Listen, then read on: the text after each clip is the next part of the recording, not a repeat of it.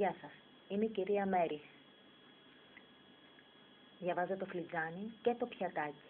Τηλέφωνο επικοινωνίας 699-731-2030. Εδώ θα σας μιλήσω σήμερα για το φλιτζάνι. Με τα σχήματα του φλιτζανιού μπορούμε πάντοτε να δούμε πάρα πολλά πράγματα που συμβαίνουν στο μέλλον ή στο παρόν ή στο παρελθόν.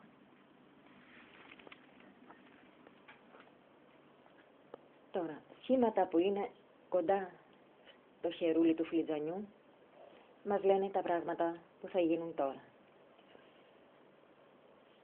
Εδώ βλέπουμε πράγματα, κύκλους, τελείες. Οι τελείες πάντοτε μας λένε τις ειδήσεις που παίρνουμε από πρόσωπα φιλικά και από το φιλικό μας περιβάλλον.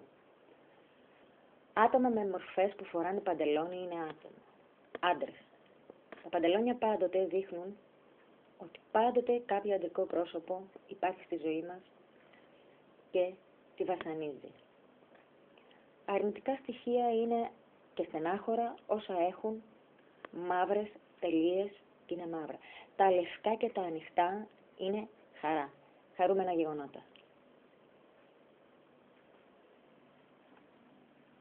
Εδώ είναι το φλιτζάνι μας. Διαβάζω και το πιατάκι όμως, γιατί τίποτε δεν πηγαίνει χαμένο από το καφέ, και αυτό πάλι μας δείχνει δρόμους ό,τι έχει σχέση με μαύρα και σκοτεινά σχήματα.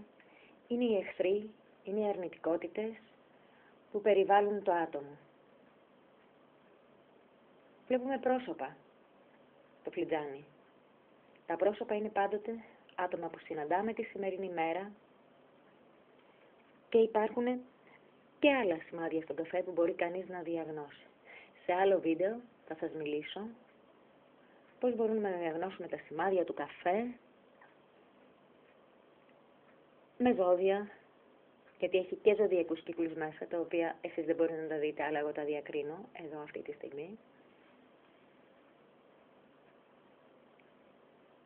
Και πώς μπορούμε να τα διαβάσουμε μέσω των σημαδιών που βλέπουμε στο φλιτζάνι.